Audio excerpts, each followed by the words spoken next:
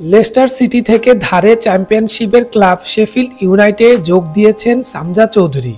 English premier লিগের ক্লাবটি থেকে হামজাকে উড়িয়ে আনতে শেফিল্ডকে বড় অঙ্কের অর্থ খরচ করতে হয়েছে।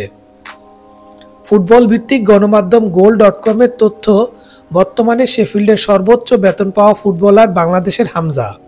ইউরোপের গণমাধ্যমটির তথ্যমতে শেফিল্ড থেকে বছরে ২৬ লাখ পাউন্ড বেতন পাবেন হামজা, বাংলাদেশের মুদ্রায় প্রায় ৪০ কোটি টাকা। ক্লাবের দ্বিতীয় সর্বোচ্চ বেতন ডিফেন্ডার রব হোল্ডিংয়ের, তার বেতন হামজার চেয়েও ২,৬০,০০০ পাউন্ড কম। শীতকালীন দলবদলে দল গুছিয়ে নিতে বেশ ভালো অঙ্কের অর্থ খরচ করেছে শেফিল্ড। চলতি মৌসুমে চ্যাম্পিয়নশিপের দলগুলোর মধ্যে তৃতীয় সর্বোচ্চ খরচ করেছে তারা। আবারও প্রিমিয়ার লিগে ফেরাই তাদের মূল লক্ষ্য। সে লক্ষ্যে ৩৩ ম্যাচে ৭০ পয়েন্ট নিয়ে দুয়ে আছে হামজার দল। সমান ম্যাচ ৭২ পয়েন্ট নিয়ে লিডস ইউনাইটেড আছে সবার উপরে। টেবিলের প্রথম দুই দল সরাসরি চ্যাম্পিয়নশিপ থেকে জায়গা পাবে প্রিমিয়ার লিগে।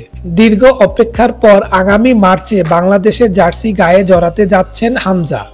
এএফসি এশিয়ান কাপ বাছাইয়ে ভারতের বিপক্ষে লাল সবুজের জার্সিতে অভিষেকের অপেক্ষায় আছেন Hamza Chowdhury. Please subscribe our channel to get more information about Cricket World.